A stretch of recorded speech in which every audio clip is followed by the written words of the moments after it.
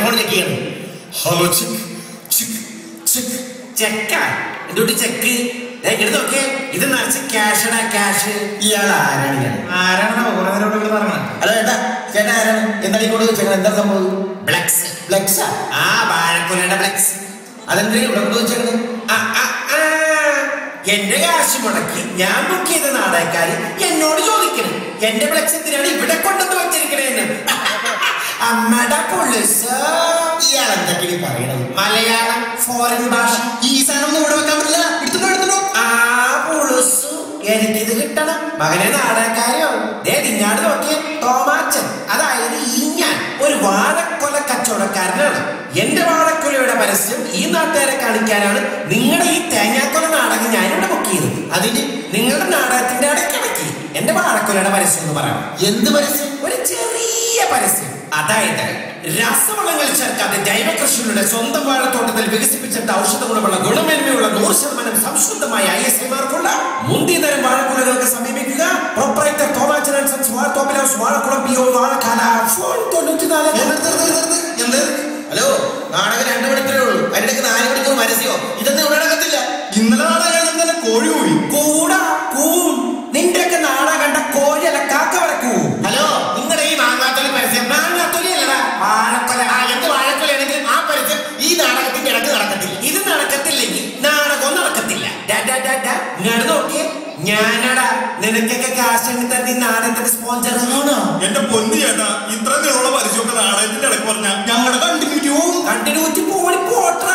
നിങ്ങൾ ബാക്കിയുള്ള വെച്ച് നാടകം കളിക്കുന്നേ. അതല്ല ചേട്ടാ, ചേട്ടന്റെ പരസ്യം ഞങ്ങൾ പറഞ്ഞു ഞങ്ങളുടെ ഡയലോഗ് തെറ്റു. എന്നാ നിങ്ങൾ പറയണ്ട, ഞാൻ പറഞ്ഞോളാം. ഇത്രയും നീളത്തിലുള്ള പരസ്യം നീളം ചുരുക്കാൻ പോലെ ആൾക്കാർ പ്രശ്നം ചേട്ടൻ എന്താണെന്ന് വെച്ചാൽ ചെയ്യും. പക്ഷെ ഞങ്ങൾക്ക് ശരിയാവില്ല. നിങ്ങൾ നിങ്ങളുടെ നാടകം കളിക്ക്, ഞാൻ എന്റെ പരസ്യം ചുരുക്കി പറഞ്ഞോളാം. അപ്പൊ ഓൾ ദ ബെസ്റ്റ്. കാലക്ക്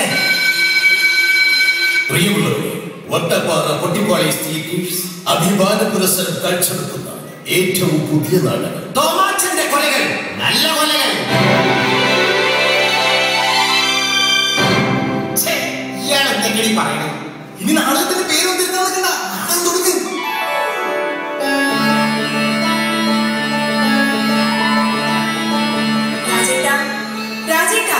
അല്ല, ഇതാര് ശ്രീദേവിയോ?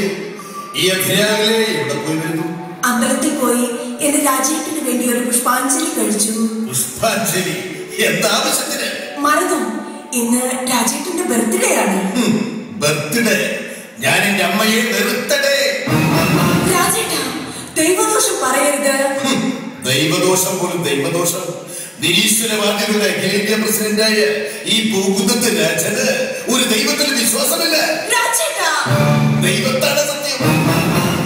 രാജേട്ട, നാളെ വിഷുവാണ്. മേടമാസ പുലരിയിലെ വിഷുക്കണിക്കായി ഞാൻ എല്ലാം ഒരുക്കി വെച്ചിട്ടും എന്റെ മനസ്സിൽ ഞാൻ കണി കാണാൻ ആഗ്രഹിക്കുന്നത് എന്താണെന്ന് അറിയാമോ? തോമാച്ചന്റെ മുന്തിയ കൊലകൾ. നല്ല കൊലകൾ.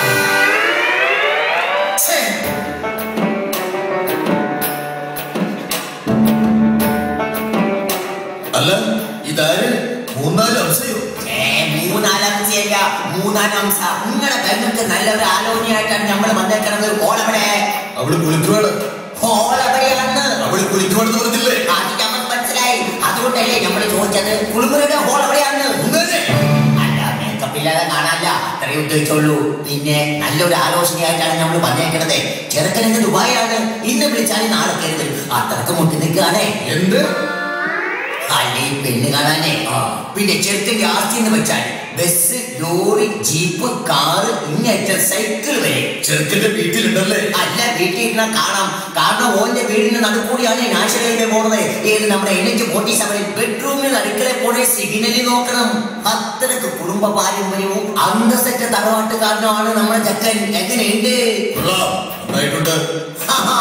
ഇനി നിങ്ങൾ പറ, നിങ്ങളുടെ പെൺകൊച്ചിന് സ്ത്രീധനമായിട്ട് നിങ്ങൾ എന്ത് കൊടുക്കും? തോമാച്ചന്റെ മുട്ടിക്കാട്ടൻ കൊലകൾ. നല്ല കൊലകൾ.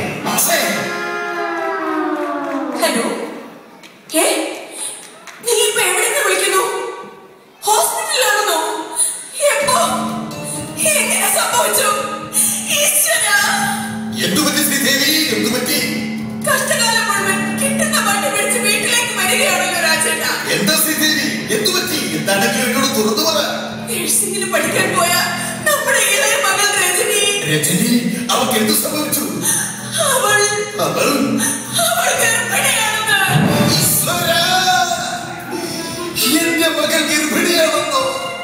ആരാണ് അതിന് ഉത്തരവാദി എന്ന് അവള് പറഞ്ഞോ? പറഞ്ഞു. ആരാ? തോമാച്ചന്റെ ഏറ്റ കൊലകൾ.